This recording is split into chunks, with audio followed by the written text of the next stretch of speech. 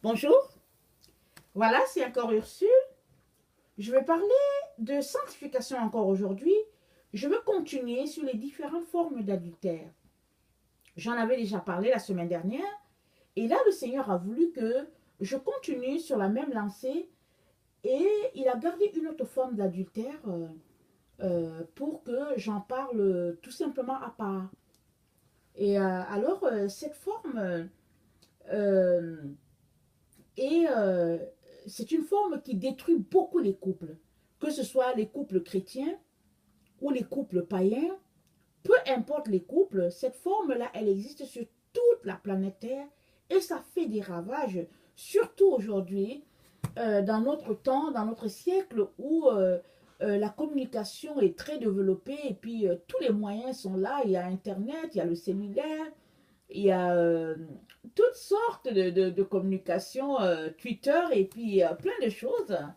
Et cette forme-là, elle fait vraiment des dégâts et cette relation, c'est la relation que nous avons avec nos anciens amis. Suppose que aujourd'hui tu es adulte, mais peut-être dans ta jeunesse, tu as eu un amour avec quelqu'un de jeune comme toi, peut-être que vous étiez dans la quinzaine, je ne sais pas.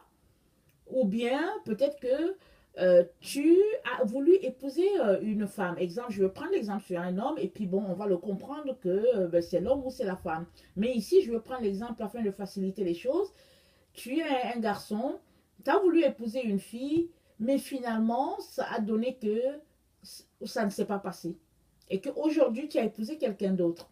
Alors que dans le temps, tu avais aimé cette fille-là, et que peut-être pour une raison ou pour une autre, peut-être que les parents ont refusé, peut-être qu'il y a quelque chose qui est arrivé, et vous ne vous êtes pas mariés. Mais vous vous êtes beaucoup aimés, et vous avez, vous n'avez jamais eu de problème, et aujourd'hui encore, vous êtes de très bons amis. Et vous parlez ensemble, au point même que ça indispose l'autre personne avec qui tu es marié, mais, excuse-moi le terme, tu t'en fous. Tu te dis, il ne faut pas quand même exagérer. C'est mon ami d'enfance, il n'y a plus rien. Et puis tu traites ta femme ou ton mari de quelqu'un de jaloux. Alors que la personne est en train de te dire, tu sais quoi, ta relation avec ton ancien ami là, ça me dérange. Moi, je ne me sens pas à l'aise avec. Je pense vraiment qu'il est temps que tu cesses cette relation-là.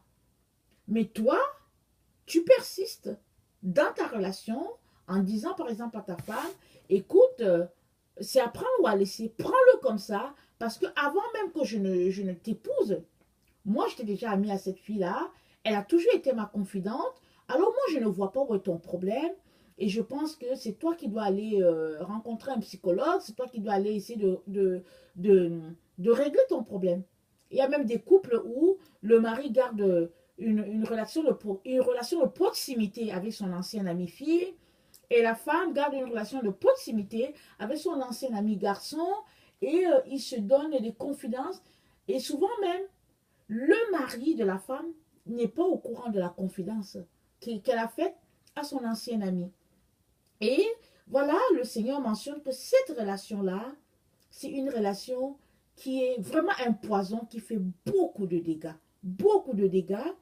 Et le Seigneur t'invite, toi qui es son enfant, à mettre fin à ce type de relation-là. Parce que tu es appelé à la sainteté. Dieu a dit, vous serez saints parce que je suis saint, moi l'Éternel votre Dieu. Et les choses subtiles sont des choses qui sont dans l'ombre. Et sont des choses qui minent nos rapports les uns avec les autres, mais aussi notre relation avec notre Père qui est dans les cieux. Et la subtilité, et rester dans la subtilité, c'est jouer le jeu de l'ennemi. Et quand l'autre, je veux dire l'autre conjoint, je veux dire le conjoint légitime, quand il mentionne à son ami, à son mari, que au fait, cette relation-là me dérange, très souvent, l'autre lui dit, écoute, apprends à être cool, ou bien sois zen, parce que vraiment, c'est toi qui as un problème. Ce n'est pas moi. Et j'aimerais nous inviter à lire Ecclésiaste 9, 8 à 9, ça dit ceci. Qu'en tout temps, tes vêtements soient blancs et que l'huile ne manque au point sur ta tête. Jouis de la vie avec la femme que tu aimes pendant tous les jours de ta vie de vanité que Dieu t'a donné sous le soleil, pendant tous les jours de ta vanité, car c'est ta part dans la vie, au milieu de ton travail que tu fais sous le soleil. Qu'en tout temps, dit la parole, que tes vêtements soient blancs. Tu vois, ou bien excuse-moi, vous voyez, pour qu'un vêtement soit blanc, ça veut dire que cette personne-là marche dans la sainteté. Quand tu marches dans la sainteté et que tu as donné ta vie à Jésus, ton vêtement ne peut être que blanc. Une fois que tu donnes ta vie à Jésus, ton vêtement est blanc, il te donne un vêtement, ton vêtement est blanc, et il te revient de garder ce vêtement-là blanc. Et la Bible nous dit qu'en tout temps, que ton vêtement soit blanc. Vous voyez, une relation subtile dans l'ombre, c'est une relation qui tache ton vêtement. Et il est important, en tant qu'enfant de Dieu, de tout faire pour nettoyer nos vêtements. Aussi dans Matthieu 18, 19, il est dit, je vous dis encore que si deux d'entre vous s'accordent sur la terre pour demander quelque chose en mon nom, elle leur sera accordée par mon Père qui est dans les cieux.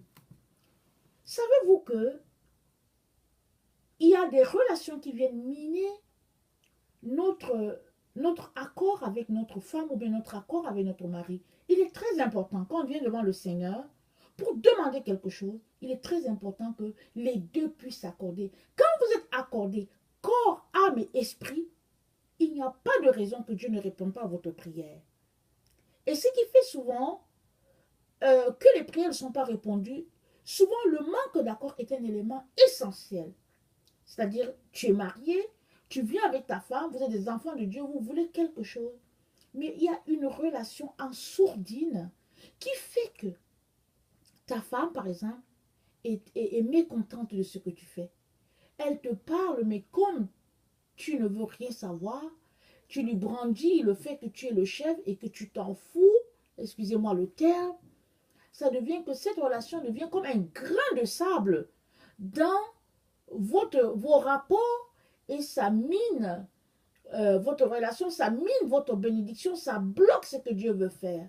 Alors il est très important que si tu es un enfant de Dieu et que tu te retrouves dans cette situation, il est très important que tu en sortes. Je vais te dire pourquoi. Parce que Jésus nous veut juste à lui.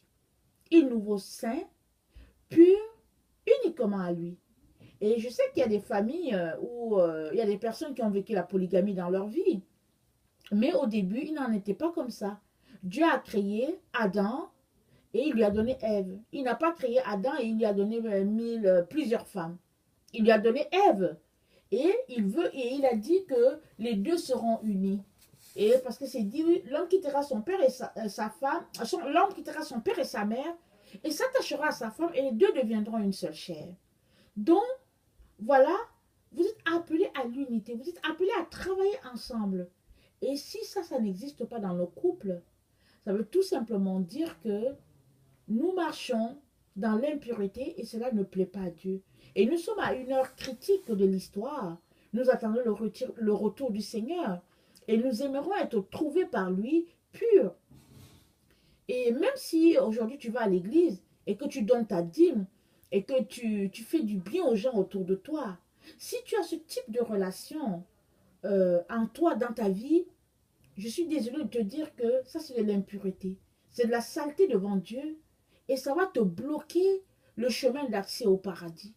Parce que Jésus revient chercher une épouse glorieuse, sans tache, ni ride, ni rien de semblable.